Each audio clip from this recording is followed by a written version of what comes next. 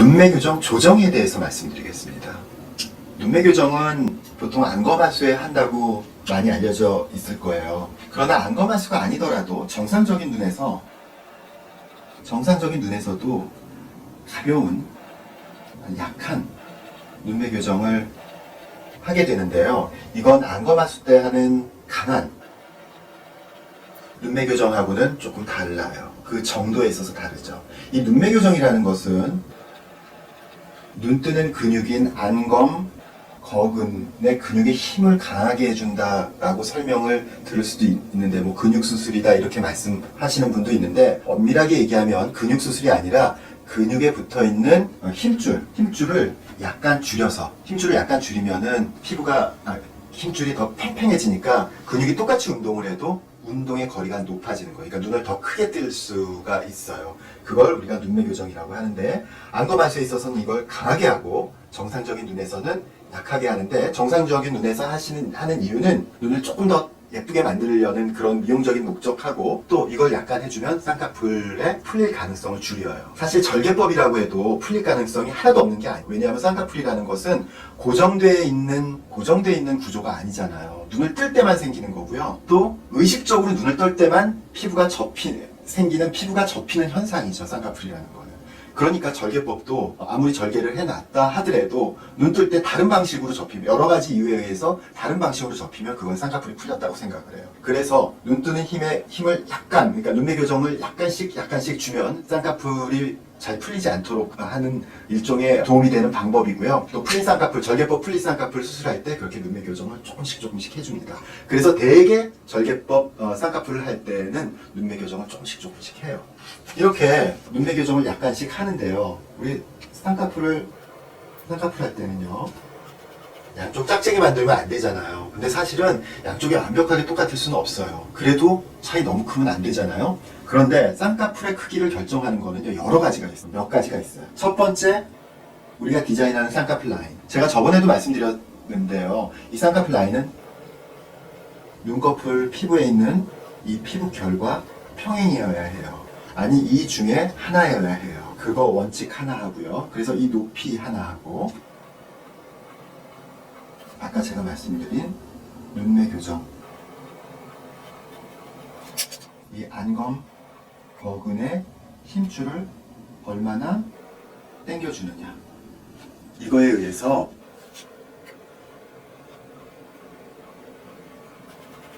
이 라인의 높이가 결정이 나는 거예요. 지금 이 라인의 높이는요, 이 라인은 이렇게 옆에서 봤을 때 피부가 한 번 겹치고 두 번 겹치고의 이 앞쪽 부분이죠. 여기가 요거예요.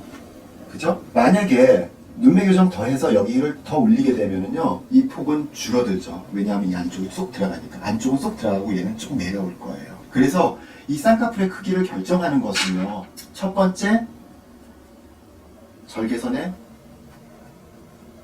높이. 절개선의 높이가 매몰법일 경우에는 이 봉합선의 높이겠죠.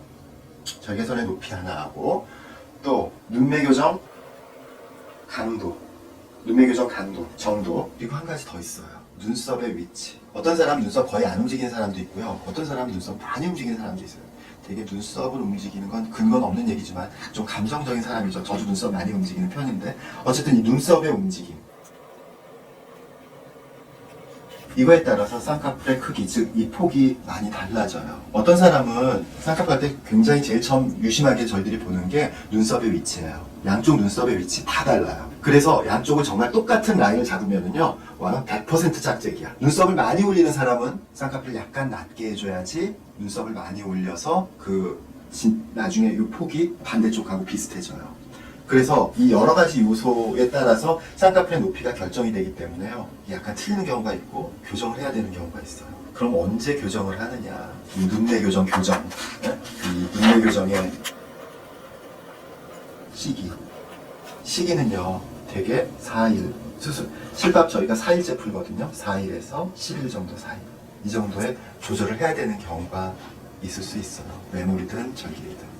이때 뭘 조절하느냐 하면은요, 요 눈매 교정하는 정도, 또 이 고정의 정도, 이런 것들을 조금 조절할 수 있어요.